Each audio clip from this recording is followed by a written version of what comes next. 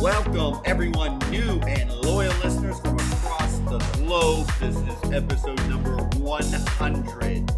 I've probably been talking now on this podcast for 6,000 to 10,000 minutes, and it's been a blast. I've interviewed guests from critical race theorists to a guy known as the ethical drug dealer, to a woman who survived having nearly 60% of her body burned to become an acclaimed author and motivational speaker, to an ultra-marathon running soldier, to a former Playboy bunny turned Christian, plus all kinds of podcasts during the crazy, and I do mean crazy, election cycle of Donald Trump versus Joe Biden, let alone the insane COVID pandemic, lockdowns. I don't have all the numbers across all the platforms as, well, I've moved across a couple podcast production sites, but I know for certain the downloads are in the tens of thousands across 25 plus countries.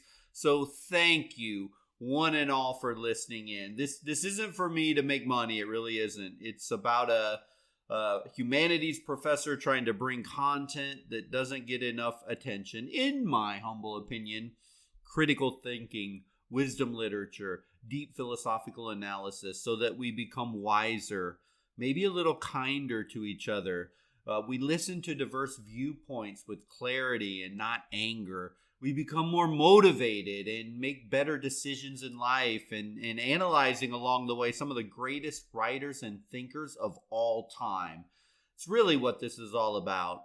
I actually learn something new every time I produce one of these things, as I literally knew nothing about podcasting when I started during this COVID lockdown. Literally nothing. And still to this day, I'm just a one-man show doing nothing more than grabbing a topic, turning on the microphone, and talking to you. But I have much gratitude for everyone who listens in and everyone who contacts me about the episodes, as all of you are always welcome to contact me directly if you like. I publish my email on the Substack page, where the link is inside the show notes of where you're listening today. But I believe far too many people listen to the likes of, say, Tucker Carlson or Rachel Maddow or CNN or Fox News, these squawking heads, and don't pay enough attention to real thought leaders, the real thinkers, the real intellectuals. You can't get that stuff in 30-second segments of a 1-hour TV show where you got 20 minutes of commercials on there. But if we read about these amazing thinkers, and if we listen and we think about and analyze and evaluate the greatest minds and greatest ideas, we, meaning you and I, we elevate ourselves intellectually. We will navigate these dangerous waters of the world that we live more effectively. We'll make better choices. We will not get obsessively angry or nervous or anxious at all things all the time like we see out there, because we won't get swayed by simpleton, binary, either or, ideological silliness, and just that loud mouth screaming and yelling from the media or politicians. Well, anyway, that's my hope. That's my belief when I started this thing, and why I continue it. But thank you again for being here. Okay, enough with the pontificating and rambling on about the purpose of this podcast. Let's get to it. We are continuing our march across the genre of wisdom literature in the medieval time period is where we are now. And specifically today, it's all about St. Augustine. And you might be saying, what in the world does a guy born in North Africa in 354 AD have to do with the American dream? Like I'm headlining in the title of this podcast today. But don't worry, I'm going to connect the dots. I promise, and you're going to be stunned at it. But before we get there today, let's have a little look at our thought leader of discussion for the day. The person I've been reading about this week, his name's St. Augustine, and he was a towering figure with an incredible life story. So St. Augustine, he was born in a Roman city in North Africa, as I mentioned earlier, and he was born into a family that really had quite a bit of money. He was the son of a pagan father and a fervent Christian mother, who eventually converted both her husband and son to Christianity. Right there alone, you can see that he was exposed at a very early age to almost polar opposite life perspectives as a child. He really went through his early schooling without a whole lot of note. He was educated, came from a wealthy family, but then after his younger years of schooling, he left for Carthage, which was a bustling cosmopolitan urban center at the time. And it was here that he studied rhetoric, which is the art of persuasive reading and writing. We talked about rhetoric versus philosophy way back with Socrates and Aristotle. But that's where he picked up the idea of studying a Latin curriculum of rhetoric. And while he was in this bustling urban center, he took up with a concubine and he had a child with her, actually lived with her 14 years before he had to kind of let her go to marry formally to someone else just for status purposes. But it was during this time that he joined a group known as the Manichaeans. And this was a Gnostic group. Now, some of you may be wondering, what in the world do I mean by Gnostic group? Well, a Gnostic group is focused on searching inward to reach personal spiritual knowledge outside of or above the orthodox teachings, the traditions, and the authority of the traditional religious institutions. These people were deeply into the mystical and the divine, but not so much into rigid doctrines like formal teachings, formal rules, formal laws of the traditional Christian or Jewish doctrines, and the social aspect of, you're really a good person if you go to church, or, following these obscure doctrines that just didn't make sense. Those things they didn't find relevant in reaching a higher level of spirituality. If anything, they saw it as detracting from reaching a higher spiritual level. So the Manichaeans were dualists, and they saw life and reality as this really intense struggle between the metaphysical power of light, which was positive and good, versus the physical matter of the universe, which was a dark evil. But as he grew up, as Augustine aged, he grew out of this phase and he eventually renounced those ideas. After his advanced schooling, he eventually became a teacher and he moved to Rome in 383. And he thought, hey, wouldn't it be a great idea to open my own school of rhetoric? I'll teach and I'll own it. But for Augustine, it wasn't received very well. He became very easily annoyed, and the writings show this, and very irritated with his students. He was especially vociferous and angry at students who would show up for lessons, but then they wouldn't even pay their full tuition. Sort of appears he probably wasn't the most astute business person or necessarily very skilled in the administrative marketing act or of retaining students. So the school, sadly, was not much of a success, and he ended up taking a much more traditional route into academia. So he gave up his school. He became a professor of rhetoric at the Imperial Court of Milan, a very nice position, very prestigious position.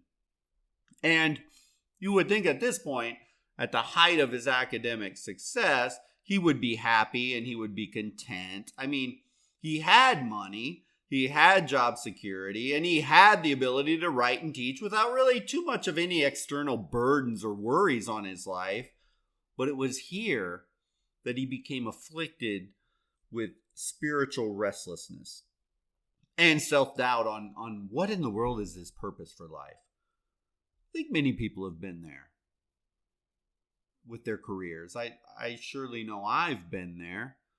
I mean, those material things, whether it's a job title with prestige or a nice salary or just achieving a certain level of material comfort, those things are nice and they're good. But if it doesn't match your purpose, or you feel like you're just not doing the most you can, or you're not grinding hard at something like Augustine was at this time. He simply got restless and he started thinking this age-old question: isn't there anything more to do than this in this thing called life? It was at this time he turned to philosophy. He was hoping to find some new perspective and a way to calm this restlessness in his mind and his unhappiness. It was here that he turned to Plato, and almost certainly the Neoplatonists, which really focused on offering a comprehensive understanding of the universe and the individual human being's place in the universe. It was perfect for Augustine at this point. Because he was confused, he was upset, and he just didn't know what he wanted to do with life. He's getting older, and he couldn't find his place. But here's the kicker, and this is the one that changes everything for him. Simultaneously, while he's studying philosophy and the Platonic dialogues and the Neoplatonists, the seeds were being sowed quietly that would alter his life forever. He was going back to his early Christian roots, and he started going to church again.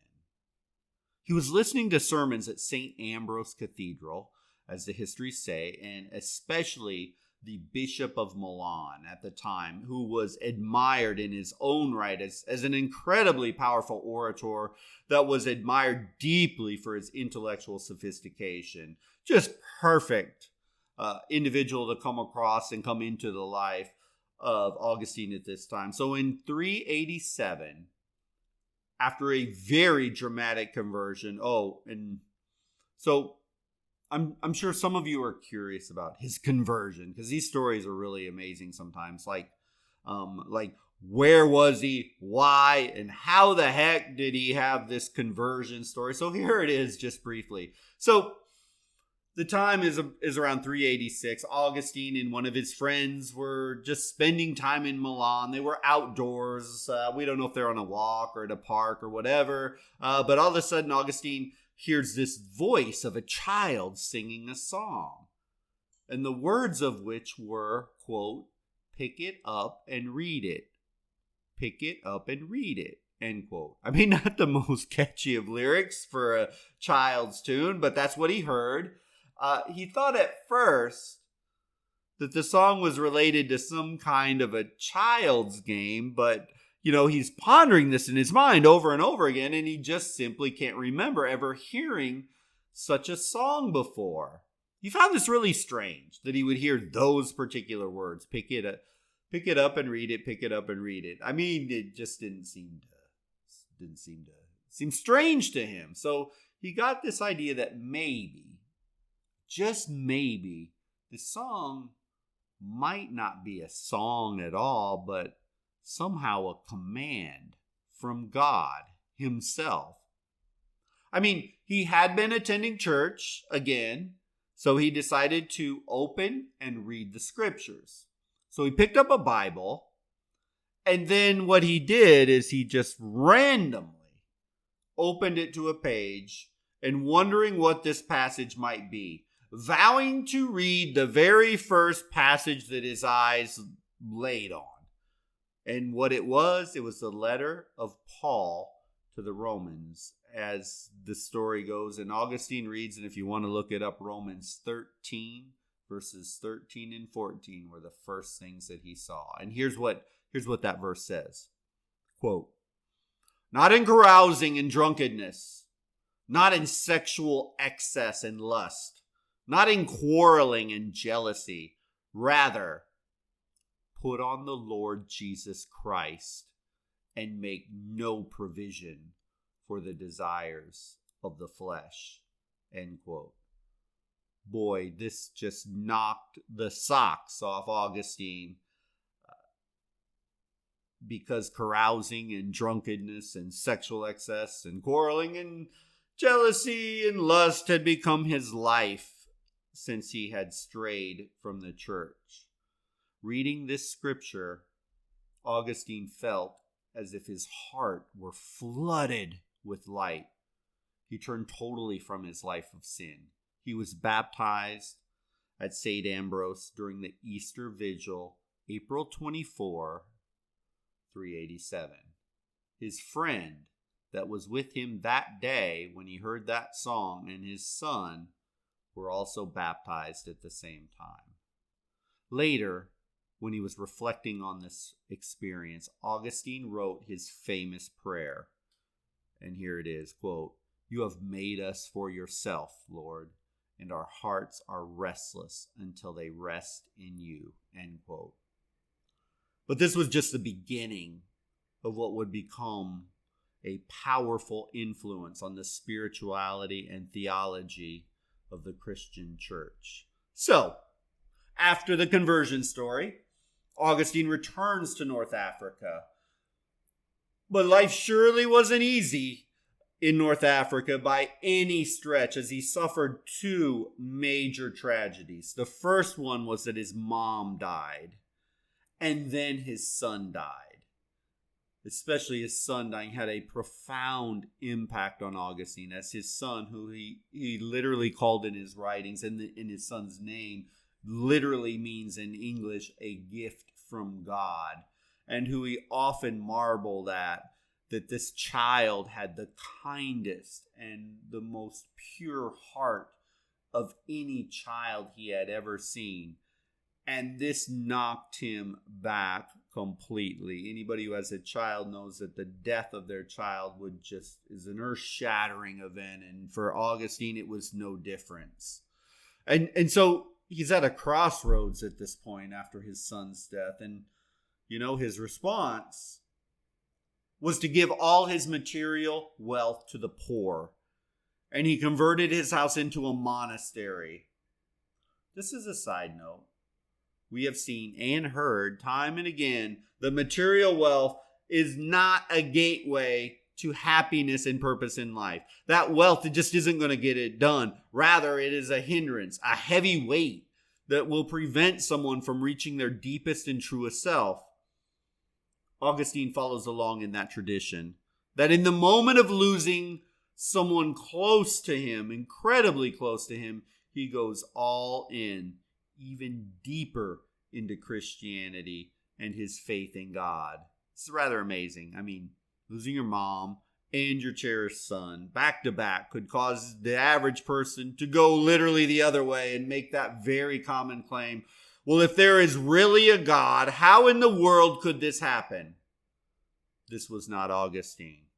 He dove deeper at his darkest moment into Christianity. So, after he gave everything up, committed fully to the church, he became a priest, then ultimately a bishop. He died 35 years after becoming a bishop, just about the time that the Vandals, who were a barbaric invading German tribe, was sacking all of the Roman cities as it's starting to topple down. Saint Isidro of Sevilla famously said that anyone who claimed to have read all of Augustine was a liar, because he wrote and wrote and wrote. I mean, Augustine was a prolific writer. He wrote letters, he wrote sermons, he wrote treatises, he wrote philosophies, and he wrote dialogues. His most important works, as we're going to get into here, probably the Confessions, which is a fascinating autobiography, and to me his most important read. The City of God, where he defends Christianity and its role in society. These two we're going to talk about here. The Teacher, where he dives into intellectual matters and especially how we think as human beings. And Charidion, where he discusses human virtues like faith and hope and love. In fact, Augustine wrote so ridiculously prolifically, just to string a couple of very long adjectives together for effect, and in so many styles and so many formats that it's hard to keep track of his philosophical opinions with his thousands and thousands of pages of documents. But if I would recommend starting anywhere with Augustine, it would probably be his book Confessions. Because in this work, this is where he chronicles his own journey from a wild, crazy life of drinking and debauchery to a religious life. this book has a psychological edge to it and even a poetic flair, and it's written in a very straightforward clarity. Now I'm going to warn you, it does have a certain, how do I say it, a high poetic feel to it at times that can seem challenging at first, but if you read it and you read for a while and you get used to it, becomes hard to put down. It's just an amazing book. The plot of the book reaches its climax with Augustine's conversion to Christianity, which I just kind of read, summarized the story for you, but to read the whole thing is really a treat. But after that part of it, the narrative then turns into a lot more of the theological reflections on life.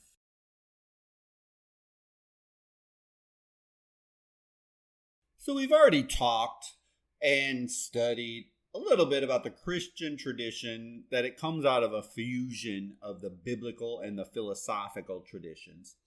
The historical texts of the Judeo-Christian concept of God, they're very complex, but include things like anti-materialistic elements, which we've also talked a lot about. But Augustine also discusses a biblical change. And this is so important to understanding Augustine, that when God was taken out of the earthly cosmos and placed above it in heaven above. Augustine's ethical theory is accordingly incredibly theologically tilted toward this idea. And morality, on the primacy of God and the doctrine of original sin, is very, very important in the writings of Augustine. We all know the sin of Adam and Eve in the garden. God says you can eat and go anywhere you want in the entire garden. You have free reign over it all. You don't have to work. Everything's nice. Everything's easy. It's a life of luxury. There's no sin. Everything's wonderful. But hey, Adam and Eve, you got one thing, just one thing. There's one tree. You have to leave this one tree alone. Don't eat from the tree of knowledge. Well, of course, humans being the way humans are, and they are always pushing into things that they probably shouldn't. They're never satisfied. And sure enough, with a little extra nudging and temptation by the devil in the form of a serpent, the devil convinces Eve to eat from the tree of knowledge, the only one tree out of all the trees they're not supposed to. And then Eve convinces Adam to take a bite of the fruit too. Thus, man is condemned to hardship, toil, pain, and death, and God leaves the earthly plane to live in heaven. So in the end, this leaves all of us, you and I, fallen, imperfect, and there's only one way to be redeemed, by the grace of God. So the book of Genesis, the beginnings of it all, are very prominent in the teachings of Augustine.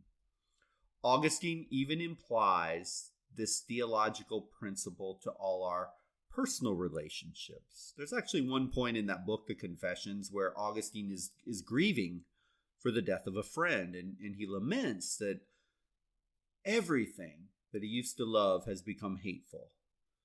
He writes because it reminds him of loss. But this experience, he reasons, is, quote, just an inevitable consequence that we have of directing our love towards perishing earthly things, end quote. So even when it's a friend or family member that has died, the pain that you feel, that I feel, it's just an earthly, it's a temporary thing.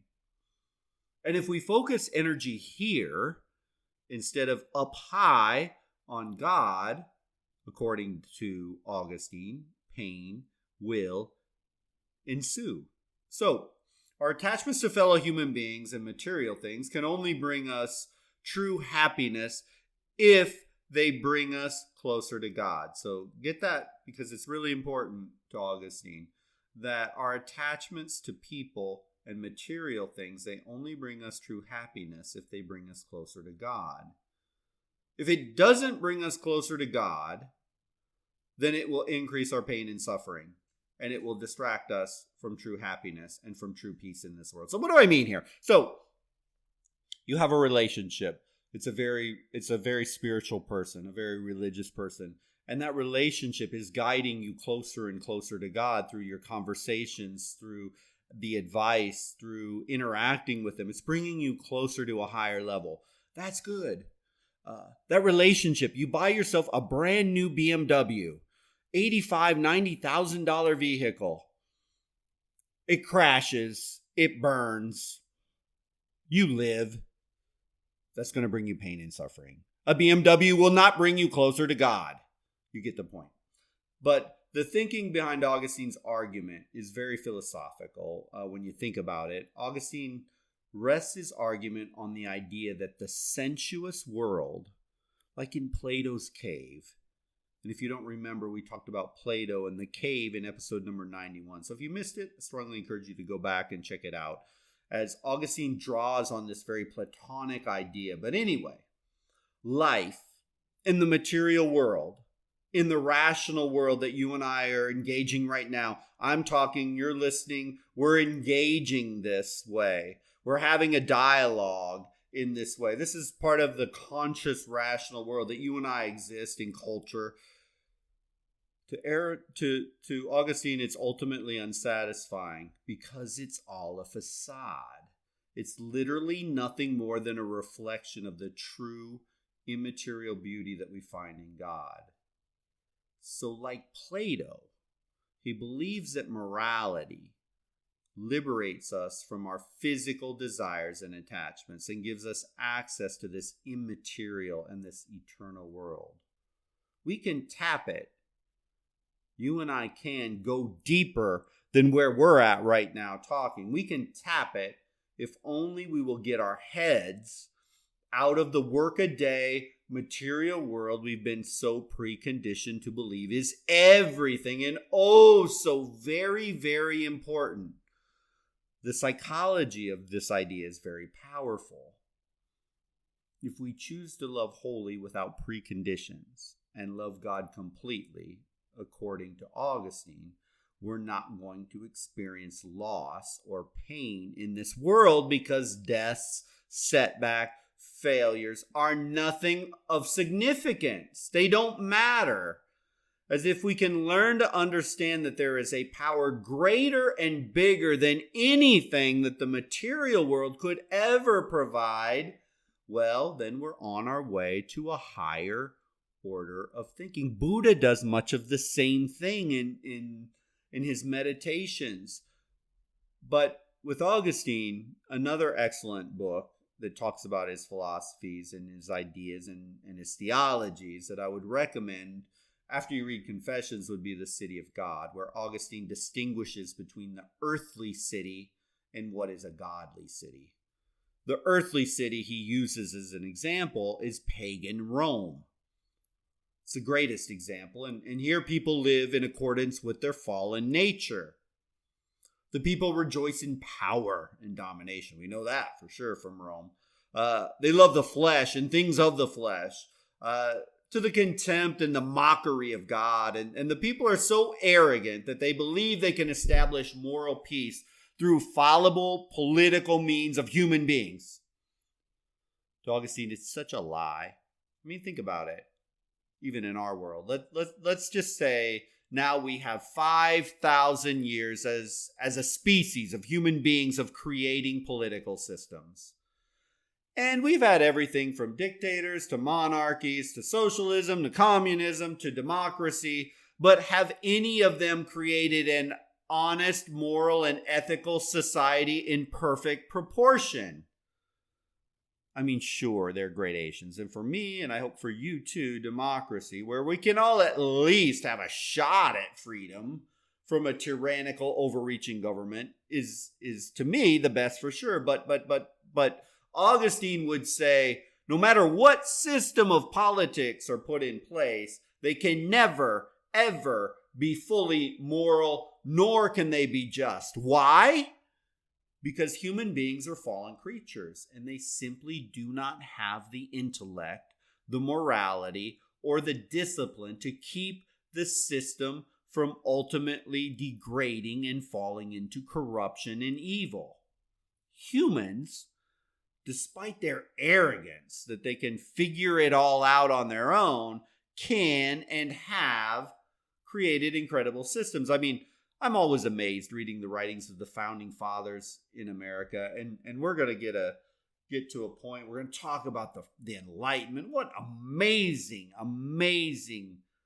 mental ideas and understanding, and the scientific and the technology that we see. But when we look at those founding fathers in America, which led to the Declaration of Independence and eventually our Constitution, I mean, in theory, what a beautiful and a balanced system. I mean, it really was compared to what we'd seen prior to that. But it's all in theory. Look at where the United States has fallen to in 2023 with this very same document in place. My goodness, sometimes it feels like the Democrats and Republicans have trampled all the life out of this amazing Constitution with their poisonous political ideologies. But back to Augustine.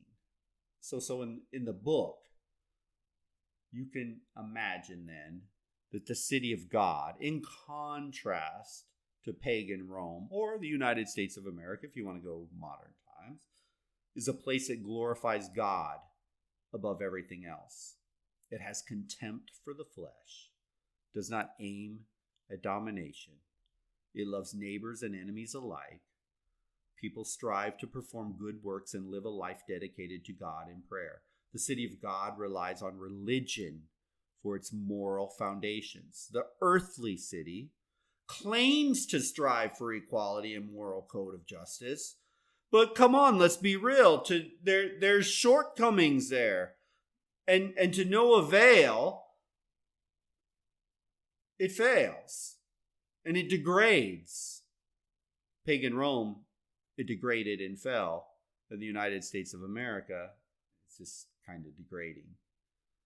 The crony capitalism, my goodness gracious. The politicians bought and paid for by corporations. And it's starting to appear that even foreign entities are infiltrating these politicians at a level that I think it would scare all of us probably to understand it. Don't know any of that for a fact, but I can kind of sort of, we get little inklings of this now and again. But the theological point that Augustine makes is that morality can only exist through religion. You simply can't have morality outside of God because humans, due to their fallen nature, remember Genesis, can't come up with anything better than what God has already made. In fact, the real morality and the only morality can come through God. Humans can claim they can do it on our own. We can do this on our own. We don't need a God. But they can't. At least they haven't proven it yet. Augustine is adamant that virtue without God is a manifestation of this word called pride, the worst human sin. Because to Augustine and his teachings, in the end, we are utterly dependent on God. Without God's morality, we're rudderless.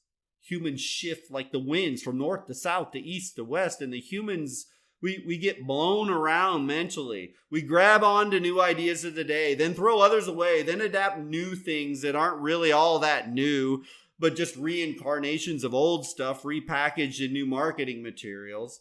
In our postmodern world, I mean, just go back and watch a stand-up comedy show from the 80s and 90s. Then imagine that same comic releasing that now in 2023 and how the cancel culture mobs would come out with pitchforks to attack. Heck, the cancel culture mobs will come out and attack a comedian who said something in the 80s. I mean, human beings, we just on our own, we just go through endless cycles of what is good, what is bad, what is cool, what is not cool, what is acceptable, what is not acceptable. I mean, the wheel of culture never stops. It never stops. You can't base a political system on it. You can't place a code of morality on it. And Augustine just says there is one firm rock. One foundation to a moral and ethical society, and it is God, period. End of story. His evidence? We'll just look around at what happens the more God is removed from the scene, whether it be the Roman Empire or the United States of America. This view gives us a good sense of one of the strengths of religious fervor that swept through Europe with the Christian conversions and greatly impacted the writings and life of Augustine. You don't necessarily have to agree with them, but this is to give you a flavor of his teachings. So that's Augustine, historically and kind of just summarizing the big book. But for today, I always like to do, I like to grab one just short text from the book, and I'm going to take it from Confessions, which is believed he wrote it around 397, maybe all the way to 400. And the chapter I want to read to you that is so insanely relevant to our world and our upcoming discussion on the American dream. But in this book, if you choose to read the Confessions, I'm looking at book number 6, and the title of it is The Beggar. And within this chapter, a very, very famous chapter, I might add. I'm only going to read just a couple paragraphs is all. And I mean, I could probably talk on this for hours, but I promise I'm not going to do that. But I want to dive very, very deeply into the words here. So let me read it for you once in full, so you can take it in carefully. But don't worry, I'm going to break this down line by line. It's my goodness, the words should strike pretty much all of us between the eyes when we analyze it. So here it goes. Quote, I was all hot for honors, money, marriage, and suffered most bitter disappointments. I was in utter misery, and one day I was preparing an oration in praise of the emperor in which I was to utter any number of lies to win the applause of people who knew they were lies. My heart was very much wrought upon by the shame of this, when I noticed a beggar. He was just sitting and laughing, and I imagine more than a little drunk. I fell into gloom and spoke to the friends who were with me about the endless sorrows that our insanity brings us. For here were we, striving away, and with all of our striving, our one aim was to arrive at some sort of happiness without care. The beggar had already reached the same goal before us, and we might quite well never reach it at all. Let my soul pay no heed to those who would say, it makes a difference what one is happy about. The beggar found joy in his drunkenness. You saw joy and glory. But what glory, Lord? A glory not in you, for my glory was no truer than his joy, and it turned my head even more. Okay, great. I hope I read it slow enough so it has some time to think in. I know as I read such a long text, it can be much to grasp in one listen, but I'll come back to it piece by piece. So now that you've heard the text, let me run a real quick sidebar in comparison to the American dream. Then we're going to connect the dots of Augustine to the American dream. So stay with me here. So if you ask most people around the world what they mean by the American dream, nearly all are going to respond with some version of upward social mobility. The American success story, or the self-made person who through sheer will, hard work, and determination succeeds. I mean, even today in our messed up, crazy economy with roaring inflation, housing costs, debilitating student debt, that traditional symbolism, that traditional idea of owning a house with the white picket fence in a nice middle-class community that suggests economic self-sufficiency, success, and security. All these words come to mind. Heck, the Oxford English Dictionary defines the American dream as, quote, the ideal that every citizen in the United States should have an equal opportunity to achieve success and prosperity through hard work, determination, and initiative. And this so American concept, which has permeated to the West, that the next generation will exceed the success level on the material front as the prior generation, or they will exceed the educational level of the prior generation, are imperative. But I think all of us would agree that this has been the classic version of the American dream since the early 1900s. But in reading Augustine, is the American dream an illusion? Or even more importantly, was this dream actually a sinister setup that not only isn't possible, but is actually a lie, an impossibility, that in chasing this thing we set ourselves up for, pain is guaranteed. Yes, we are guaranteed to fail in being happy because, in fact, this is the wrong dream and the wrong kind of happy. Yes, the wrong dream completely. Wow, that's quite a proclamation, really. But let's go back to the passage from St. Augustine and just dissect it, almost line by line, and his advice to you and I. Augustine said, I was all hot for honors, money, marriage, and suffered most bitter disappointments. But why? Why are these things so well overrated to Augustine? Such guaranteed fails in the eyes of Augustine. I think he would tell you that no matter what, yes, no matter what, if you put your faith and all of your striving into things of this world, they're not going to last. They will rot, and they will die, and they will not last. In our house, as an example, my wife and I, we eat tons of fresh fruits and vegetables. I mean, we are not 100% whole food purists, but we don't eat very many packaged foods at all. But when we buy produce, we know that it's not going to last for 3 or 4 weeks sitting on the counter or in the refrigerator. It's going to start to rot.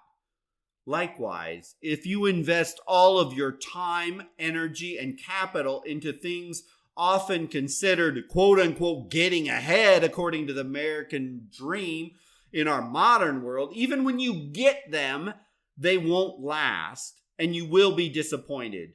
You know, it's funny. Lots of us think that our career is so very, very important. But you know what? The day you leave, the next day, if not before, the company will fill your seat, or at least they're going to have the hiring process going. You'll be replaced almost before you're out the door. Sure, you can get degrees and you can get fancy job titles. I mean, I've had both in my life. But although they provide fleeting happiness, they don't last. And yeah, sure, they may even provide lots of money in life, but eventually you die and it'll mean nothing. Again, just try to flash one moment to your deathbed. I know it seems a bit morbid, but hey, humor me. Do it for just one moment. In your last day, in your last hours, do you actually believe any honors or any money are going to matter to you at that moment? I mean, of course they won't. Those things were fleeting. So Augustine, in his first lines, pretty much discredits immediately a core premise of the American dream. Material wealth is in your grasp. You can get it, and you will get ahead, which will make you happy if only you work hard and long enough.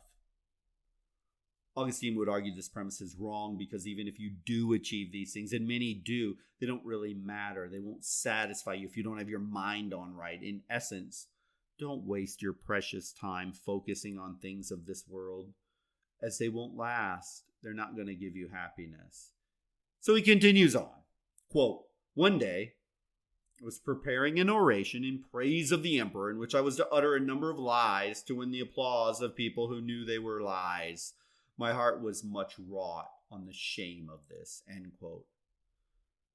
When I first read this, the first thing that came to my mind was, geez, we buy and we do things that we don't need to impress people we don't even know or like in the first place, to put up silly appearances.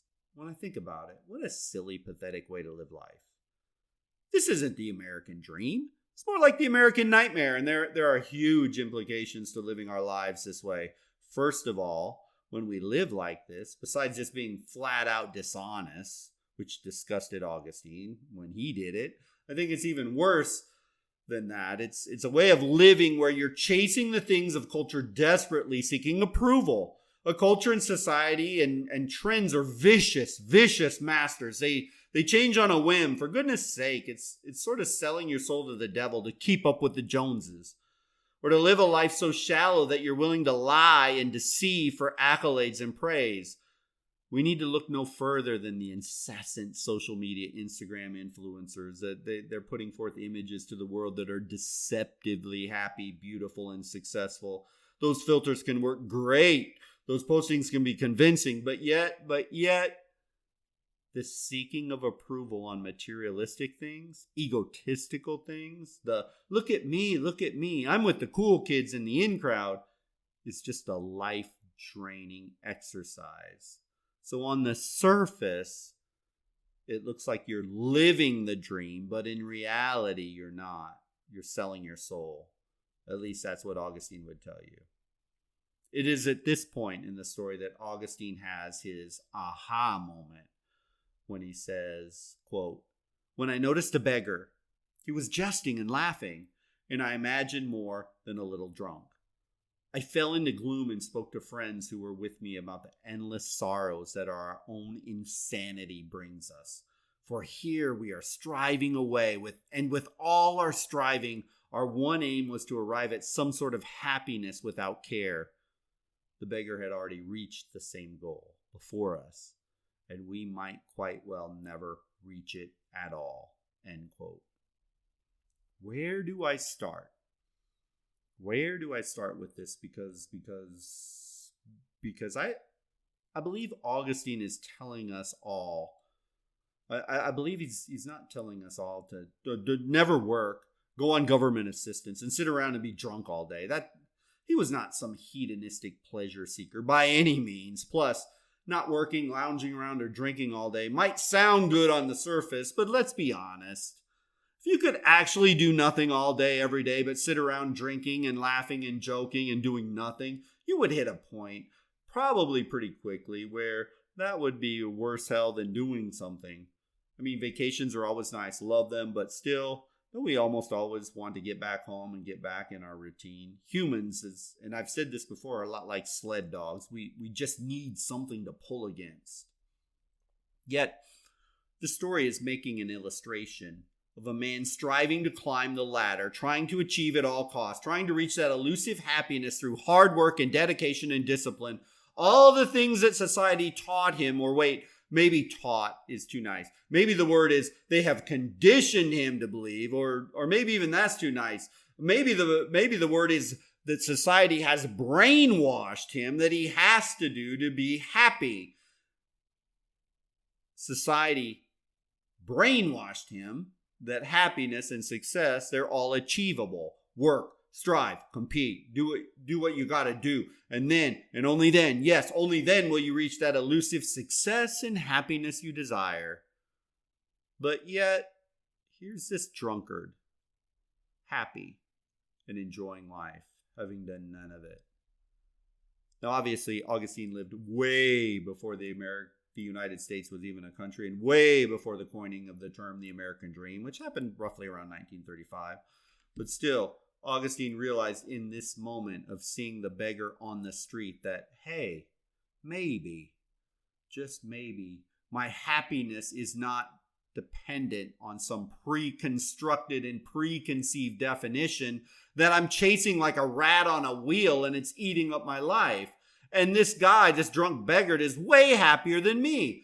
Look. You cannot base your happiness on some human-made concept of success. You cannot base your happiness on acceptance of your life based on your family. Sometimes your family, sadly, could be your worst haters out there. Or maybe it's your friends or just people in general.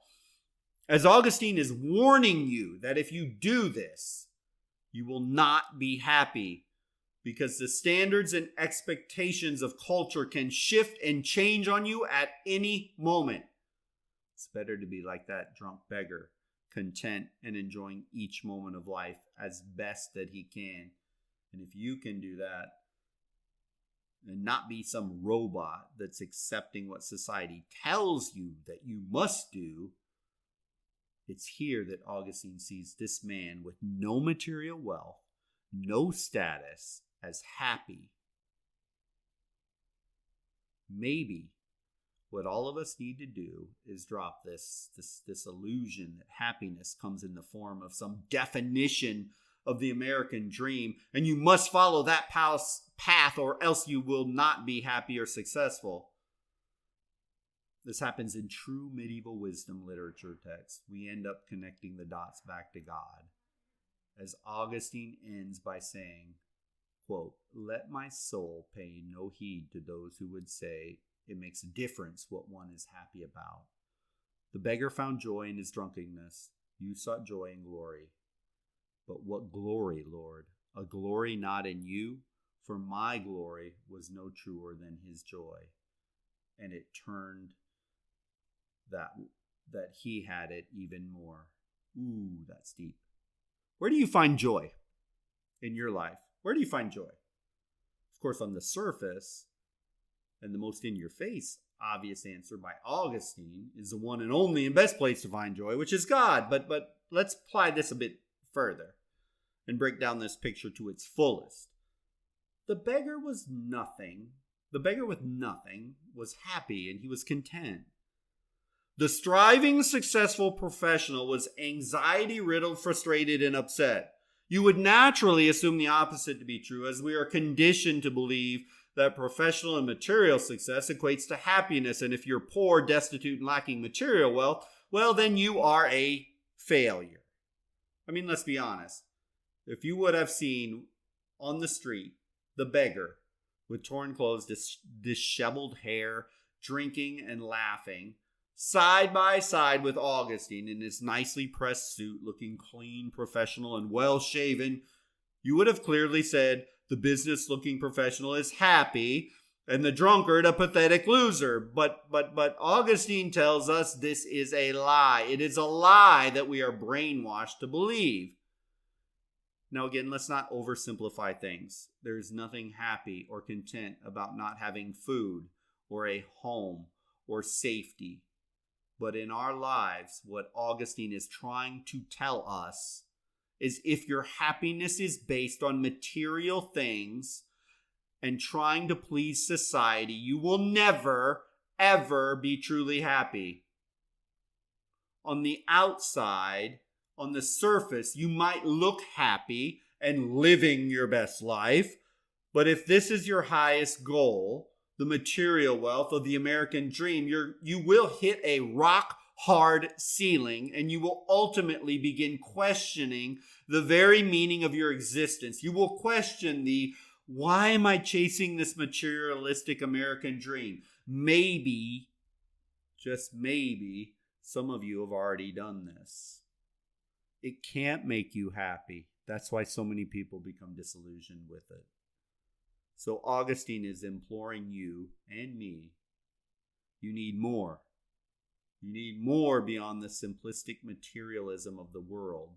Augustine would tell you that you need God, but also, I would say, if not God, for goodness sake, don't be a sheep following the herd towards whatever thing everyone in society says you must have, whether it be a career or cars or clothes or anything, to keep up with the Joneses, because this is where your focus, your energy, if that's where it all goes, you're not going to be happy. The American dream isn't really a dream, but a nightmare for those that base their life and their worth on this thing, this material thing, this theoretical idea that isn't real, and it cannot satisfy you. No wonder so many are disillusioned by the American dream. As in the readings of Augustine, he explains to us that it's a rigged game. It's a rigged game because that goal it can't satisfy you. It's fake. It's a facade. So get off that rat wheel.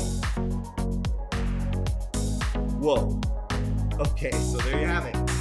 Augustine, the American dream.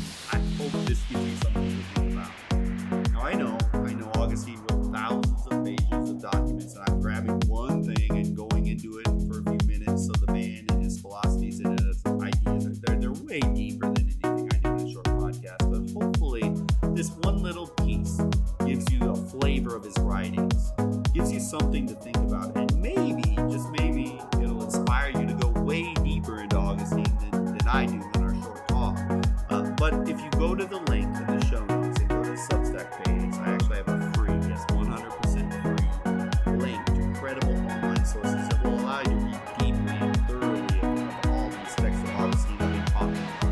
So I hope you will subscribe to that Substack page, and I hope you will go. So with that, thank you again, everyone. For episode 100 is now in the books, and I appreciate you listening, and I look forward to talking